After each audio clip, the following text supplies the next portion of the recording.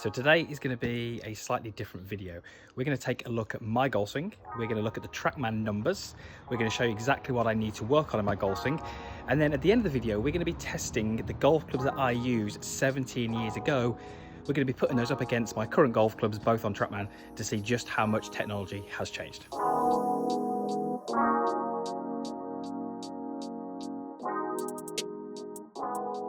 So back in my outdoor swing studio, and as I say there, slightly different video. As you saw from the intro, I stumbled across the golf clubs that I used 17 years ago, and I thought it'd be quite interesting to do a comparison between those golf clubs and the one I currently use, and just see how much technology has changed in that time.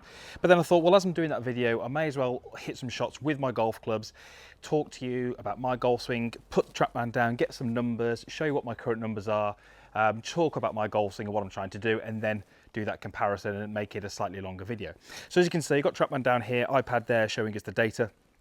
I'm just going to hit 6-iron.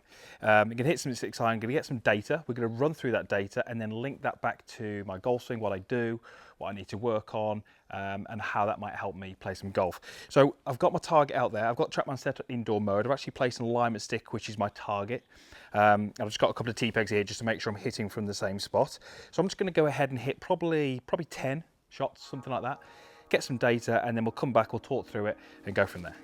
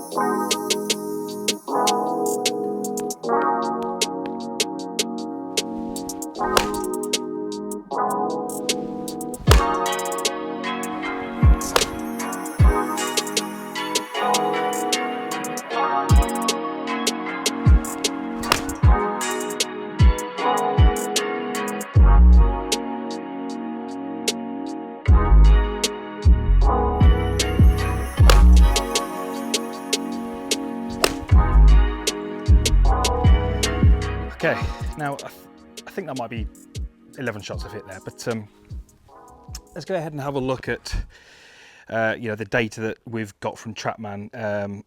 Yeah, that was 11 shots, but that's absolutely fine. So as I look through those numbers, the first thing I would say is that's kind of what I'm used to seeing. If we just go through them very, very quickly, and we'll just do averages to begin with. Club speed is 96.7. That's pretty much what I'd expect. Attack angle is down by -2.9. I swing the golf club 2.7 degrees in to out, and the club face tends to get closed by 3.5 degrees, so I tend to hit right to left shots. My ball speed is 135.2, launch angle is 15.9, spin is about 6,000, and carry is 193. Now, what I will say is that in terms of numbers, in terms of what I do down at impact, I probably swing the club now as good as I ever have. The club path there at 2.7, that's an in to out path, so the club moving to the right of target. Previously, maybe some 10 years ago when I used to play a little bit more regularly, that could be as high as 6 or 7 degrees. And then what I would tend to do from there is close the face and hit big draws. So these numbers that I'm seeing here are actually pretty good for me. What I would love to be able to do, and I can't do it yet, I'd actually love that club path to move left of target, it's like negative, to give me a little fade. Now I can hit fades, I have to just aim way left and work it back. I can't stand there, aim neutrally, and then get the club working left of target. That's always what I'm working towards.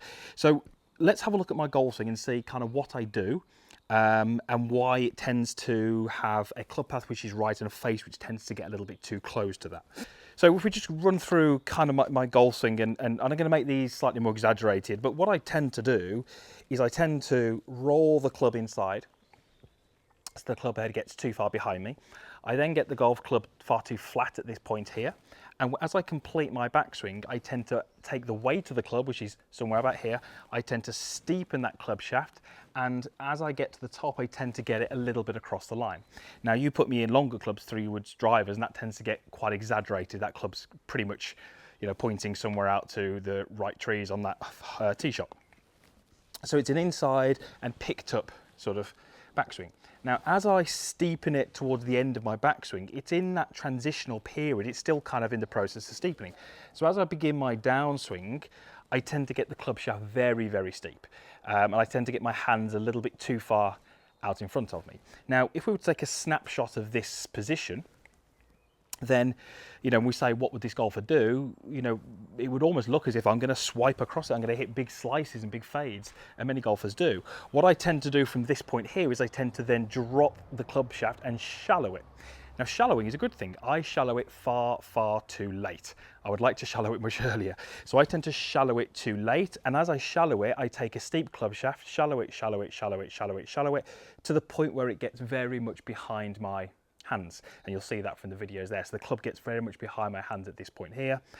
And that is the reason why my path gets out to the right, because the club head is too far behind my hands. Now, the other issue is here, as we start to flatten the club or shallow it, that tends to create an opening of the face. So if you think about what we're kind of saying here is, what I do in the last part of my downswing is I shallow it, which puts me in a position where the path is going to be to the right. And that movement tends to start to open the face. So if I'm swinging a bit right and the face is opening, that's not a great recipe. That's a kind of right going right recipe.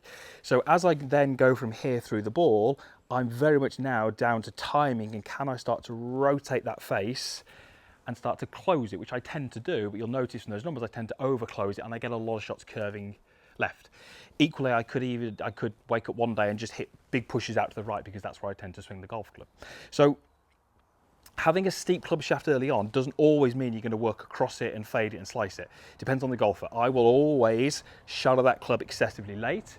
I will also have my handle working outward a bit, and then from here I'm then working the handle very much in, and then I'm rotating the face over. And when I look at my golf swing on camera, when I'm swinging it badly and I don't feel I've got much control over the golf ball, the club face on the way through is excessively rotated this way, and the ball's often going left. When I'm swinging it at my best, I can get that club face a lot more neutral, with the club face a lot more close to vertical.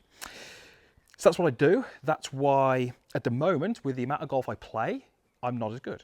If I played a lot more, I'd be timing it better, and I would actually play it better. I'm actually swinging the club better than I probably ever have. So if I was to play a lot more, I'd be really confident that my scores would be probably the best I've ever shot.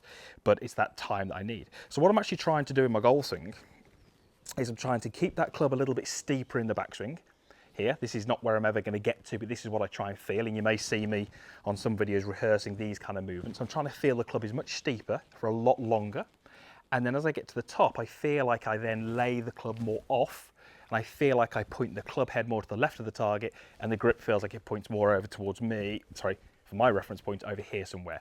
Again, I'm never ever going to get here. These are just the feels that I want to work with. But once I can get the weight of the club, the center of mass, the gravity of the club more behind my hands at the top rather than being over here, what it will mean is it will mean the club shaft is shallower, not necessarily shallowing, but it's shallower much earlier. And then I can start to work very much on throwing the club head or tipping the club head out this way. And when I start to tip the club head out this way, the face will start to get turning down, and the club head will start to get more in line with my hands. So if I can do that, suddenly I get a position where the face is not opening and the club head is more in line with my hands. From here, I can start to have a much more passive release where I don't have to do as much with the club face and I don't have as much rightward path.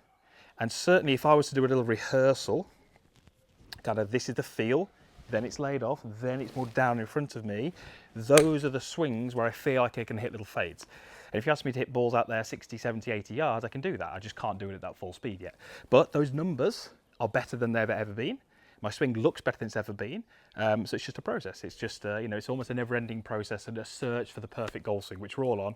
And almost, you know, as golfers, it's the kind of, yes, we're always trying to get somewhere, but the journey that we're on is what's enjoyable. You know, I'd love to be a tour player. I'm never going to get there, but I enjoy the journey, I enjoy the process of working on my swing, working on my game, and just trying to be the best that I can be. So that's my golf swing. Those are my numbers. That's what I'm working on. Let's have a look at how these stack up to these. So I'm just in my garage. It's a little tidier than it was a couple of hours ago because I've just cleaned it out. One of the many jobs that I've been trying to do as we're in lockdown. And I've just come across an old set of golf clubs I had. And when I say old, I'm talking really old. These are from probably early 2000s, but they are one of my all-time favorite sets. Let me show you what they are. I'm going to show you outside because it's a little bit dark in here. And there they are. So a little dirty because, as you can imagine, they haven't been cleaned in a fair few years. But they are TaylorMade RAC blades, and these were the full blades. So from pitching edge, which is at the back there, right the way through up to the 3-iron. I don't actually have. Oh no, there is 3-iron. Yes, that's the full set of blades, and these were, I've just looked it up, these were 2003. So I thought it'd be interesting, a little bit of fun to put these up against my P760 and just see what the difference is. I'm guessing there will be a difference because that's 17 years of technology, but I'll never get rid of these. These will just stay with me forever. I guess the goal would be at some point to have a big enough studio or an office where I can actually put these kind of up on the wall. But as a general rule, I don't tend to get rid of my old golf clubs. There's some that I do, but they, you know, you buy a set of golf clubs and they turn into quite a bit more than that, and that's exactly what's happened with these. You know, as soon as I see these irons, it takes me back to, you know, where I was, my friends that I was playing golf with, the tournaments I was playing in. It just brings back emotions and feelings and memories, and that's why I keep hold of most of my golf clubs, because I like to, you know, find these golf clubs, think of those times and look back and kind of relive some of those experiences. As I say, these were probably, well, I had these in the bag for probably 3 years, and I tried numerous different clubs to replace these and just couldn't find anything that was anywhere near as good. Looking down, yeah, I'm not sure I'd be too keen to play those now because my current clubs are a little bit easier to use, I'm guessing. But yeah, let's put it on Trackman and see what happens. So these were 2003, as we said there. These were 2003. I had these and just absolutely loved them. And I don't even think, from my recollection, I don't even think I had these new. I was actually working at the time in the TaylorMade custom fit suite at the Belfry. TaylorMade looked after me. They gave me some golf clubs. I wanted these. They had none left in stock. They had a second-hand set, which I took. They jigged them around. They reshafted them. They kind of did all that kind of stuff. They put the lies on there that I needed, the lofts on, that kind of stuff, and made them exactly as for me. Now, this is a pretty good comparison because I haven't changed the specs of my golf clubs in God knows how long. So 2003, when I had these, they were the same specs as what I've currently got now. I've always been standard length. These have got dynamic gold X100s, as have my current ones. The lie angles are the same and the lofts are the same. Now, I will need to check what the lofts are on these and what the lofts are on those. I'll put them on the screen here because I don't know off the top of my head. It'd be interesting to see if they've changed. But let's go ahead and hit these. Wow, that's straight away, that looks a little bit different behind the ball.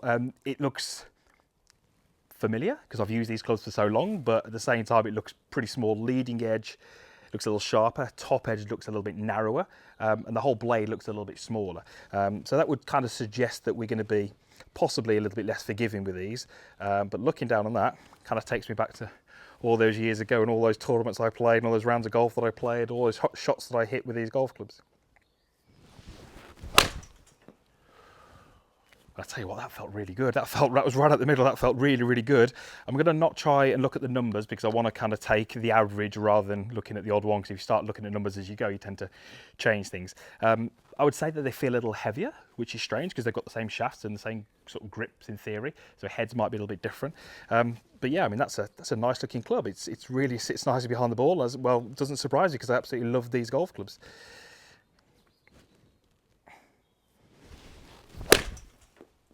And again, I hit that pretty well. It might have gone a little left, that one, but I hit that pretty well.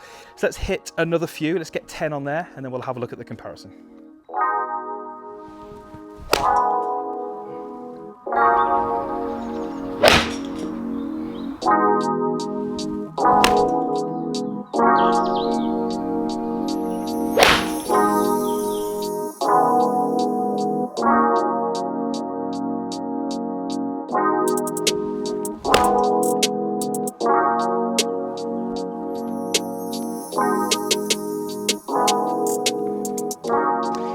Okay, so I've pulled up the data for both. We're just going to look at the average numbers to begin with and just see what the difference is. The first thing to note would be club speed. Was 96.7 with my current clubs, 96.2 with my old clubs. So club speed is almost identical. There's only 0.5 mile an hour different. As I said in those shots there, almost felt a little heavier, so I might equate for that, but we can pretty much say the club head speed was the same. Attack angles, you see, identical again, only 0.1 degree in it. Club paths, 2.7 to 2.9. Again, that's my swing, that's something to do with the golf clubs. So the club path is always out to the right. Club face, again, closed on both. So pretty much so far, we've got club speed, attack angle, path, and face identical. Nothing's changing. But look at the ball speeds, huge difference there, 135.2 versus 127. That's massive. And remember, that was off the same club speed. And launch angles, you see a little different there. The blades actually launch a little higher, 16.9, and the P76s actually launch a little lower at 15.9, so slight difference in there. Spin rates, again, fairly similar really. It's not much in it, it's 400 revs, slightly more with the blades. And look at the carry distance, 193 to 177.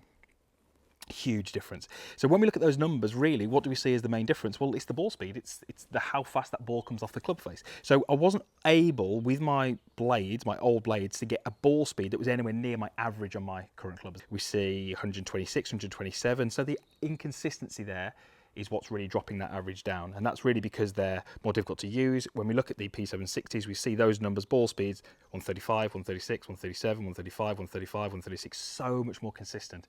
And that's the beauty of having a golf club which works well for your game. Blades are just absolutely not for me at the moment. So there is a comparison. The message there is, if you wait 17 years to change your golf clubs, you probably will pick up a bit of ball speed, and you may even pick up that kind of distance, which is, you know, not quite, but probably 15 yards in carry distance, which is absolutely huge. So a little bit of a fun test, a comparison between my current golf clubs and my golf clubs from 17 years ago, and the conclusion is I'm not going to go back and use those old golf clubs.